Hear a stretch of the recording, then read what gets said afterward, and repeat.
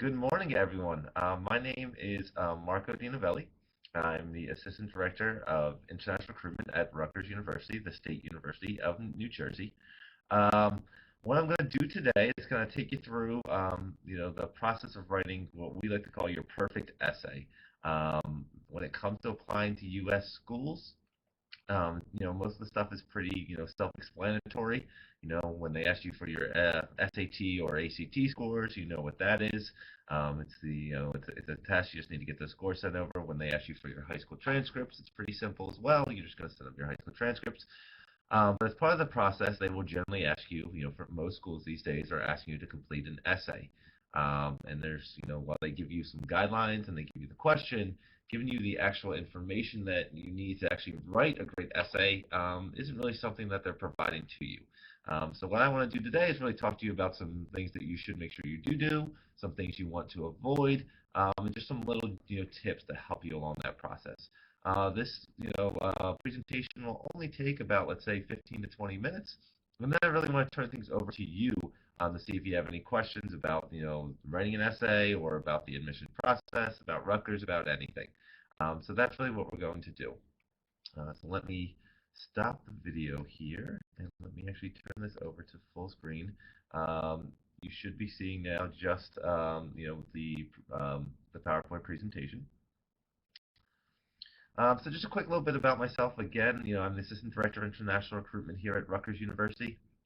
I've been in higher education for over 9 years now, and I mention that because I've worked with students, throughout the process of studying the U.S. I obviously work here in admissions now, but I've also worked in international student services, in student life, in the Dean of Students office. So I've seen students come through, these processes and come through and get accepted to colleges, and I've seen the good and the bad that can happen when it comes to these essays, and I'm going to talk about that a little later. So the overview really of this presentation, again, we're going to talk about, what first goes wrong in an admissions essay, and things you want to avoid, and then really about what you want to do to make sure that you write the best essay that you can. First things, so getting started. The most common mistake that we see, here as admissions officers in the U.S. when it comes to students writing admissions essays, number one, without question, is not answering the question. When students write, essays, to answer our questions, they have to realize that our questions are different for a reason. There's a reason that every school will ask you something different than other schools. The reason being, we want to see that you're very serious about the institution that you're going to be attending.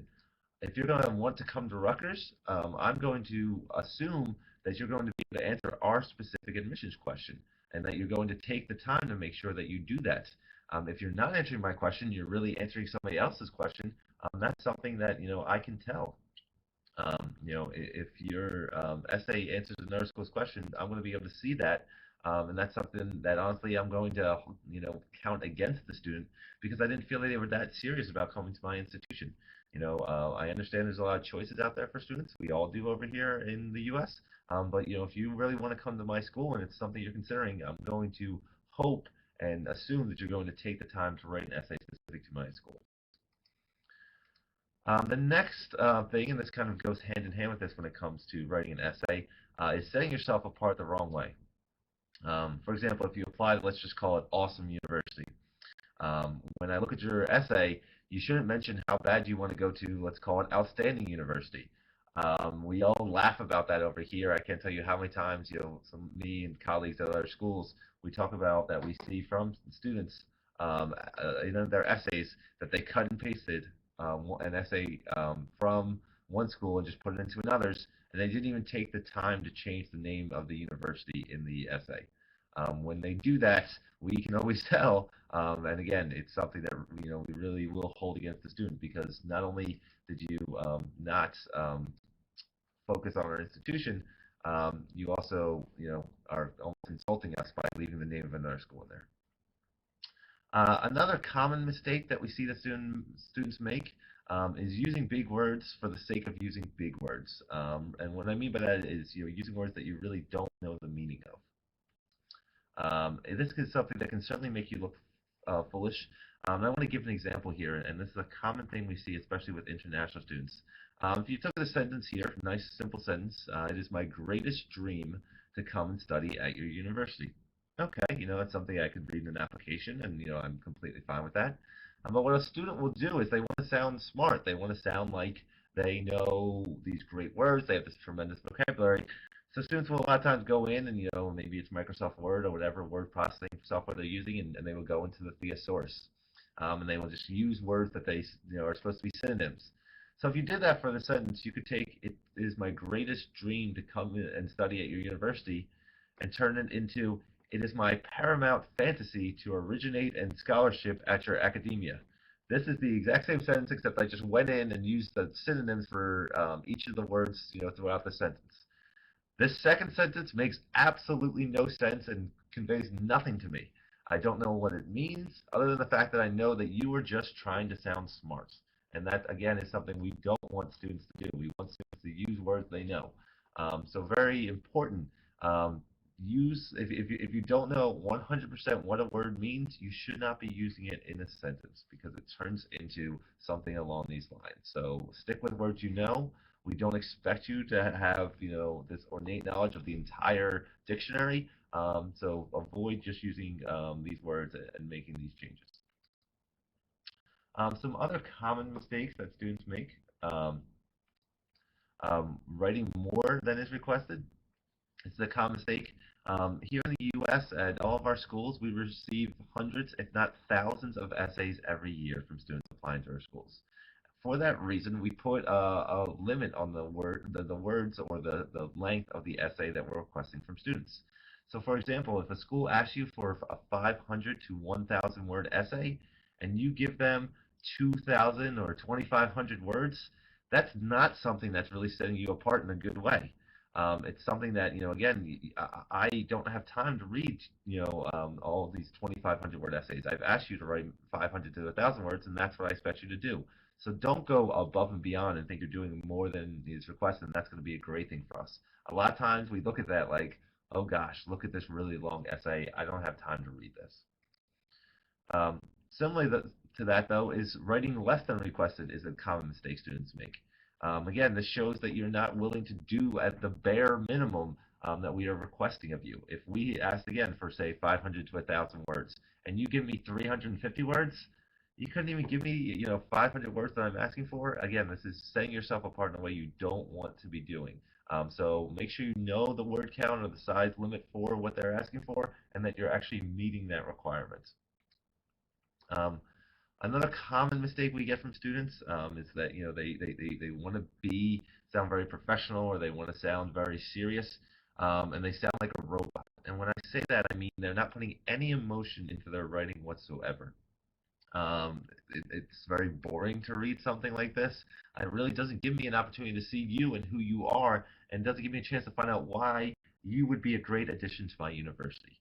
So you want to put some emotion into your writing. You want to actually come off like you are a human being, that you've lived, your life, and that you are someone who has experiences and is going to come and show passion for studying at my university. Passion is a big thing when it comes to writing these essays. We want to see who you are and that you have dreams and that you have goals and you have things you want to get done. So don't think that you have to leave all your emotion out of your writing. We want you to put that in there. We want to see that you're serious and that you're a passionate person. The other thing I'd like to mention as a common mistake is being too honest. In your essay, honesty is very important. We're going to talk about that a little bit later. We want you to be, 100% honest.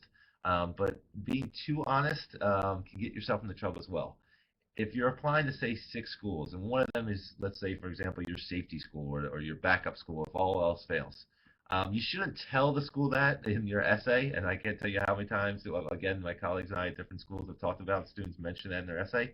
That's not something we need to know or we want to know. So if we are your backup or last choice, you don't need to put that in there. Also, if during your life, you have a great story, but maybe involves doing something that's, let's say, illegal or something that you didn't want to be doing, you can certainly avoid that by not being too honest and not talking about things that have gone wrong in your past. Focus on something that you feel we would want to know about, but also isn't something that's going to get you in trouble. The last thing I want to talk about when it comes to things you don't want to do is doing the unthinkable. And what I mean by doing the unthinkable is having someone else write your admissions essay. This is something that can get you into so much trouble. When I had mentioned earlier about the fact that I had worked in, the dean of students office as well as some other offices around campus, because I've seen what the consequences can be from having someone else write your essay. I had more than one student who had, come to the institution I had been working at in the dean of students office, had been there for 4 years. So let's say they're in their senior year now, getting very close to graduation, and it came to our attention that they had lied on their application. Um, One of those times happened to be that they had had someone else write their essay for their application. Because of this, despite the fact that they had come and been very successful and were great students and were very close to graduating, they were expelled from the institution they were attending. After 4 years and working so hard and doing so well in school, to be kicked out because you lied on your application or because you had someone else write your admission essay is a horrible thing, and you do not want to have that happen to you. So, and I'm sure you're all wonderful people and you're not going to make this decision, but I just want to make sure it's very clear that you have been warned. Do not, under any circumstances, ever have someone else write your admissions essay. The consequences could be dire, and it could be 4 years of work and great effort out the window because you had someone else write your essay. Okay, so that's about the things you want to avoid doing. Now let's talk about some of the things you want to make sure you are doing and the things that help really to make sure your essay is as best as possible. First of all, start with the question, not the answer. Common thing that we see with students is they almost rush. They're not even looking at the question. They just know what they want to say before they even read it. This can get you into trouble. Goes back to this point of not answering the question that we're asking you. So you want to start with the question, not the answer. Take some time and actually read over the question. Make sure that you understand what it says. You want to read over it, at least a few times before you actually begin writing your essay. If you are unsure of what the essay is asking you, feel free to contact us in the admissions office to ask us a little more details about the question. Um, I cannot tell you. It hasn't been a lot of times, but I've gotten calls or emails from students saying, "Look, I read your admissions essay. I think I understand it, but I wanted to be sure because I want to give the best essay." That is not something I would ever look at the student, negatively for. To me, that's saying you are that serious about coming to my institution and you're willing to take the time to call me to make sure you're writing the best essay possible. I look at that in a very high regard. So if you aren't sure about something, call the institution and talk to them about it. You're not going to get an admissions counselor who's upset with you for calling them to get details about what their essay is really asking. So please feel free to do that or send an email anytime you have a question. You want to know where you're going with your essay before you start writing it. You don't want to be rushing in and get halfway through your essay and not really know where it's going to be ending. Again, a lot of times if you're telling a story or talking about something, in your life or what your goals are, if you get too far into it and you don't even know where it's going to end, and say you only have a couple, maybe you have 150 words left to complete your essay, you're going to get yourself into trouble. So doing an outline and giving yourself a nice structure on where you're starting, what the middle is going to be, and where your essay is going to end is something you should be doing before you start writing it. Figuring it out as you go can certainly be problematic and can get you into trouble and can have you, be finished and look back at your essay and say, this is not what I was looking for, and this is not what I think is going to get me into school. Another thing that we want to focus on here is answering the question. It's very easy to get lost in your own writing. Um, what you really want to do is ask, after each sentence, ask yourself, how is this helping me answer the question? If you're looking back and you see that you have all these questions or all these sentences, and there's three of them that really aren't really getting you to completing the requirements of the essay, some of the sentences you're going to want to take out of there. The answer is it's not helping you answer the question. You want to get rid of that sentence or rewrite it or do something to get it out of there. Many admissions questions are complex and are really a combination of questions. When this is the case, you certainly don't need to touch on all aspects of the question. If it's asking you, to talk about, 5 potential different topics, you don't need to necessarily touch on them all, but focusing solely on one aspect can limit the effectiveness of your essay. Many questions will offer you potential avenues to consider and discuss. It'll say, you can talk about, your past or your experiences in school or your experience in a club activity, whatever it may be. Those are avenues for you to consider. You don't have to use these, but they can certainly provide you with a good foundation, or at the very least, give you some ideas to get your brain going as you're brainstorming how you want to write your essay. Keeping it simple is very important when it comes to an essay. Um, Concise sentences are key to a good essay. Writing these long sentences that go on and on not only are very difficult to read, they're also usually pretty boring to read or very frustrating for admissions counselors to read. Trying to fit too much into one sentence can confuse the reader. Again, going back to this, if you're unsure about a word's meaning and that it works well in a sentence, use another word, even if it's a really short word that you don't think sounds great enough. I would much rather that you use shorter words that you know what they mean. Again, some other tips here. Know the requirements of the essay that you're writing. This comes back to what we had talked about earlier.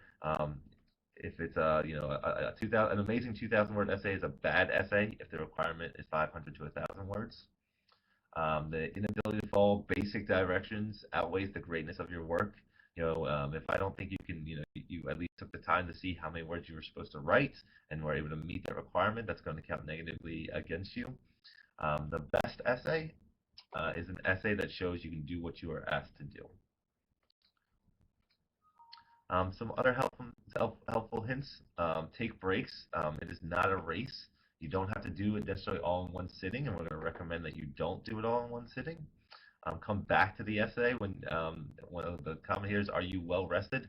I've seen students who start this late at night because they have studying so much to do after school, and they're exhausted when they're writing this essay and then half falling asleep. Like, I got to get it done. I got to get it done. I got to get it done. A lot of times you're going to wake up in the morning and go back and look at that essay, and it's not going to be particularly good work. So if you're not well rested, don't force yourself to get through the entire essay at once. Take a break, walk away, or come back the next day when you're a little fresher and take a look at it again. Um, Very important, and then this is something I think that we all struggle with because you need to ask someone to do this, and it's not necessarily so easy to find. But having someone else proofread it whenever you can is a great thing. Um, when I say that, though, I do want to mention that does not mean they write it for you, but it's your writing. When you're reading over your own writing, you're going to have the tendency just to hear it in your head how you think it sounds when it might actually not be coming off that way to the reader. So having someone else proofread it for you can be super helpful and something we strongly recommend. And whenever possible, put your heart into the essay. Again, this comes back to the comment about we don't want you to be a robot. We want to see that passion. Um, Tell us, about your hopes, about your dreams, why you care so deeply about something. We really want to hear about that from you, and if you can do that, it's going to allow you to write, a better essay. So I just wanted to talk about Rutgers, about what we asked for. So I just want to quickly go through Rutgers, just a little bit about us for those of you who don't know anything. We were founded in 1766. We're America's eighth oldest college. We have four campuses here in New Jersey, which is on the east coast of the U.S. We have 65,000 students between our four campuses. We have almost 5,000 international students. Um, Largest number of students is at our New Brunswick campus. That's in New Brunswick, New Jersey. We have about 42,000 students here in New Brunswick, New Jersey. We have over 100 majors available for students, over 18,000 students living on campus. Weather here, we have a true winter, spring, summer, and fall, so all four seasons with hot summers where students get to go down to the beach, which is just about an hour from our campus, and the winter where we do get a little bit of snowfall here as well. 45 minutes from New York City and about 60 minutes from Philadelphia. Our cost is just over $39,000 if you're living on campus. That's tuition, fees, and living on campus. Everything combined is about $39,000. Okay, so our application essay.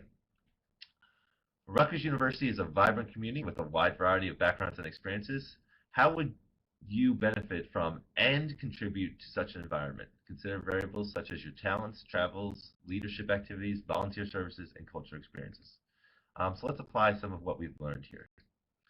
First of all, if you take a look here, these are really two questions that are being asked here. How would you benefit from and how would you contribute to the vibrant community that is here at Rutgers. So we want you to answer both of those here. You don't want to just do one. We want to see an answer to both. Um, so we want you to take the time to think about this question and how you want to answer it fully. Again, do not use words you do not know the meaning of. Simple is usually better.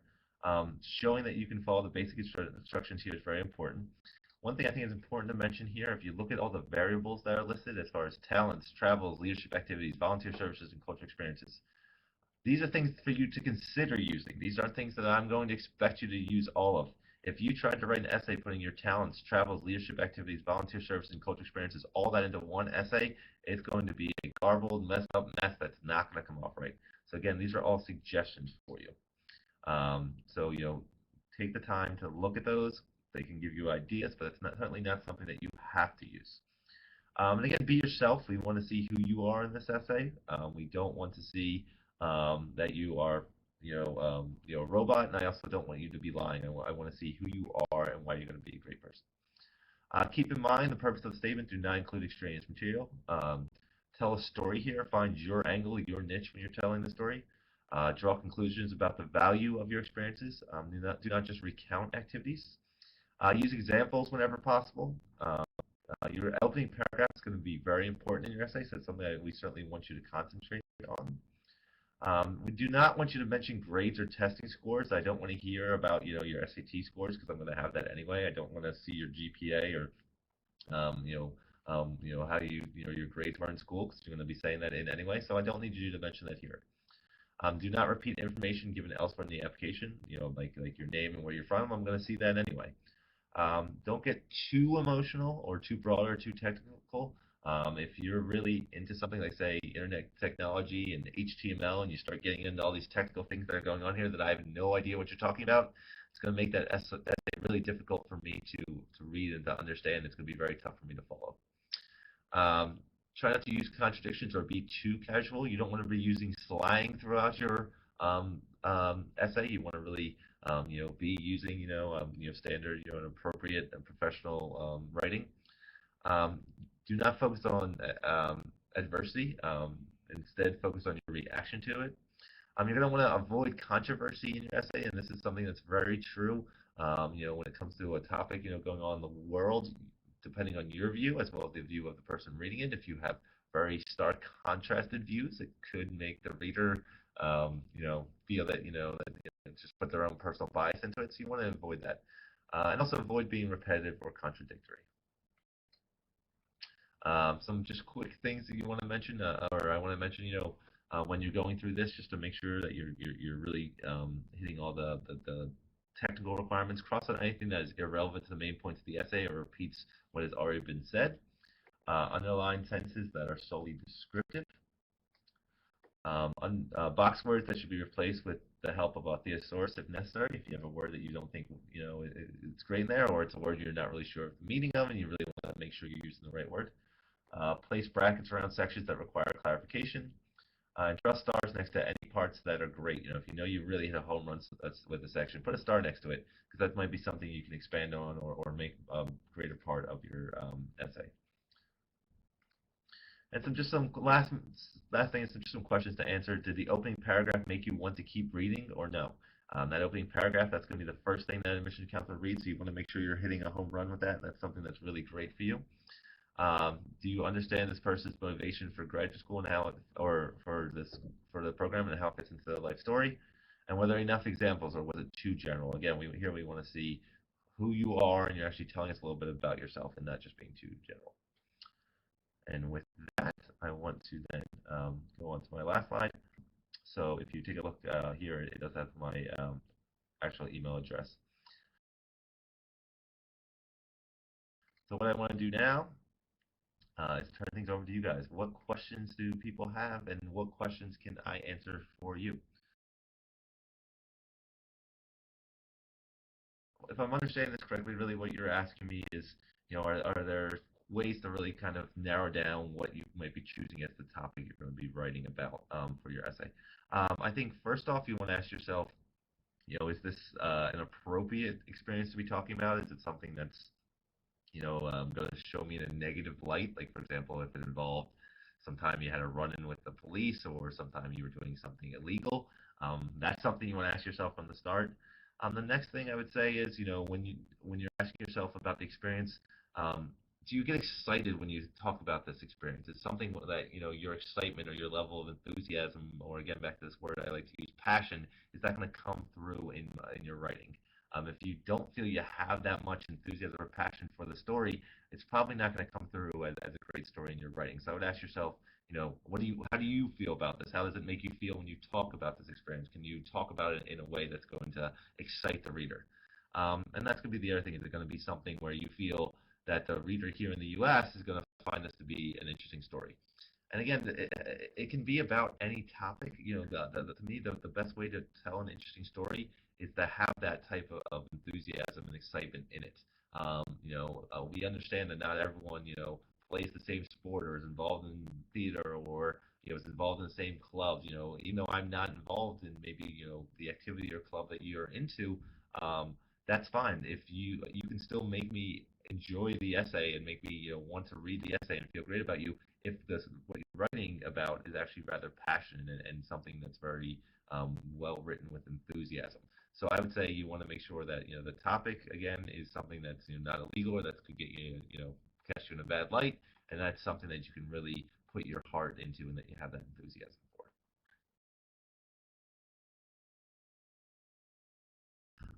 Great question, Caroline, and that's something people will worry about. I know students tend to worry about this.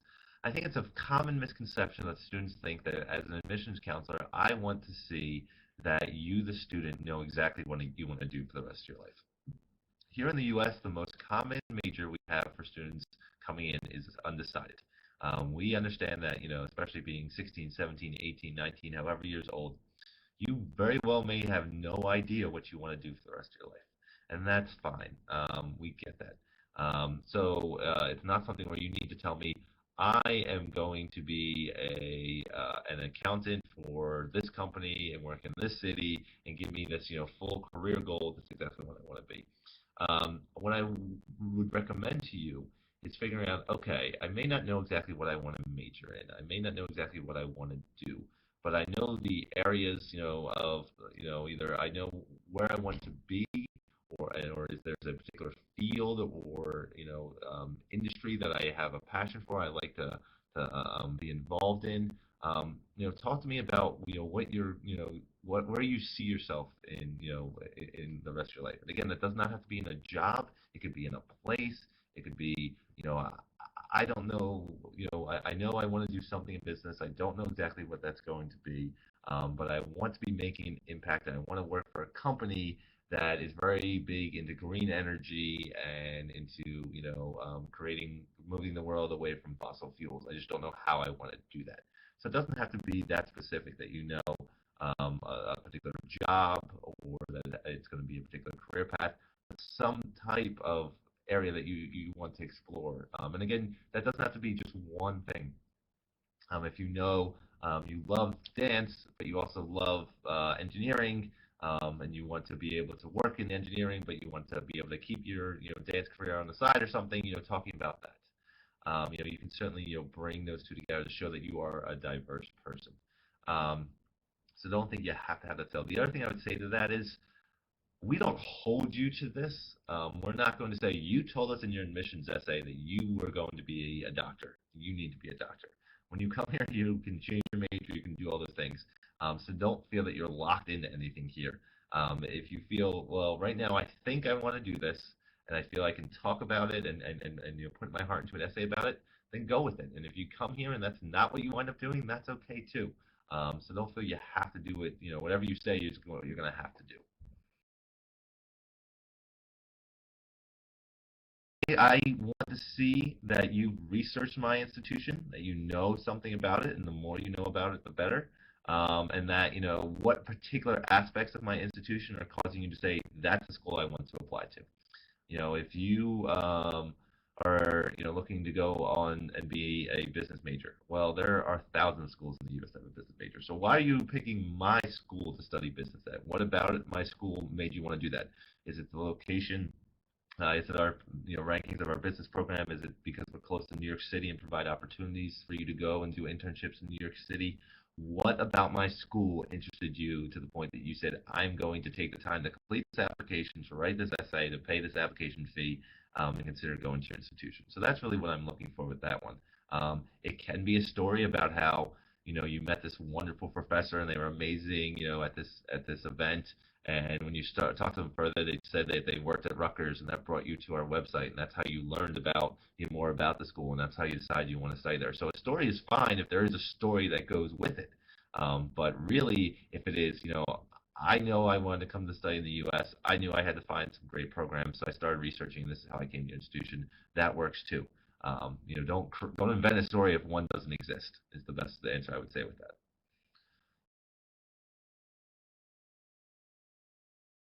If you have a question about a master's program, you can send me that. I work, pretty much exclusively with undergraduate students, but I can certainly try to put you in touch with someone about a master's degree program. That's not an area that I generally work with, but I can certainly try to help you with it. Or you can speak with your Education USA advisors; they may be able to help you as well.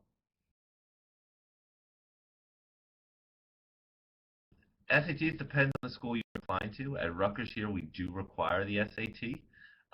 Most schools in the U.S., even if they don't require it for admission, will require the SAT to be considered for a merit-based scholarship. So if you are interested in getting a scholarship and getting assistance with paying for school, then the SAT generally is a big factor in that. For us here at Rutgers, we only do partial scholarships. Our largest scholarship is only about $8,000. I mentioned total cost, tuition, fees, living on campus, everything combined is about $39,000.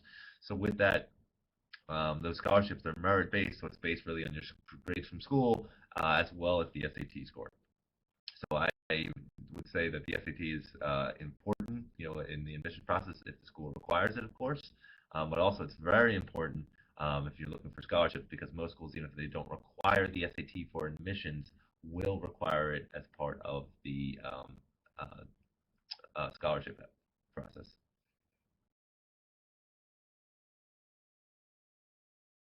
A 1900 Dimitru is a good score. Again, it's going to depend on the school you're applying to. At Rutgers, that would be good for getting admission to many of our schools.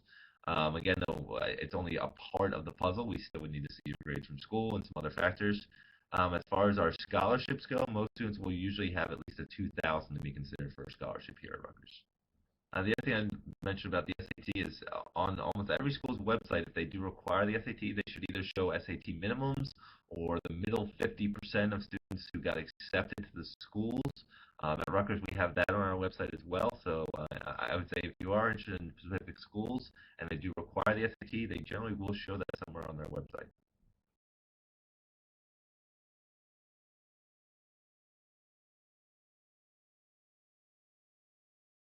The best way to answer that question is one, we do look at the schools, depending on the country you're coming from and how you compare to the rest of the students in that country and in that school system. So you're not going to be judged against all U.S. students when it's a different system and it's a different way education works.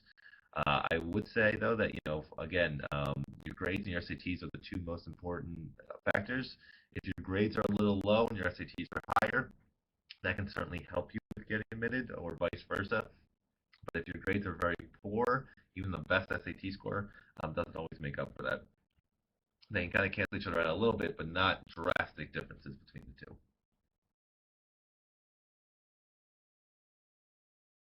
What I expect to learn from the student from this essay is why they're interested in my school, what they're going to bring to my school, and also that what about their life or who are they that's going to make me feel that they could be successful at my institution.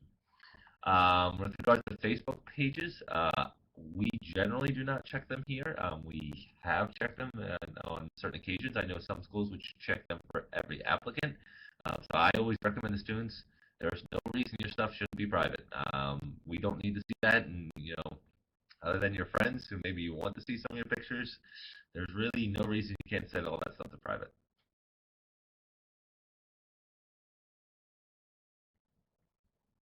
Caroline, almost always will specify a length. If not, and again, I think that's very rare that they don't. If they don't tell you a length, I would say give give enough to answer the question, but not too much where you're going to exhaust the reader. I would say brevity and being short is better in that case. But again, make sure you're answering the question fully in that answer. Okay, I think that's basically all the time we have here. If anyone has any questions, again, my email is there. I'm more than happy to answer any question. And again, it does not have to be about Rutgers. It can be about anything related to the admissions process. So please feel free to contact me. And also, I just want to again plug, make use of your Education USA officers. They're wonderful people who can help you with any part of the process. They also know a lot of people here in the U.S. So if you have a question about a particular school and you can't get in touch with somebody, please speak with them, and they can certainly help you with getting through that process. Again, thank you guys for taking the time to come and listen to me. I hope this was helpful. If there's anything I can help with, please feel free to email me.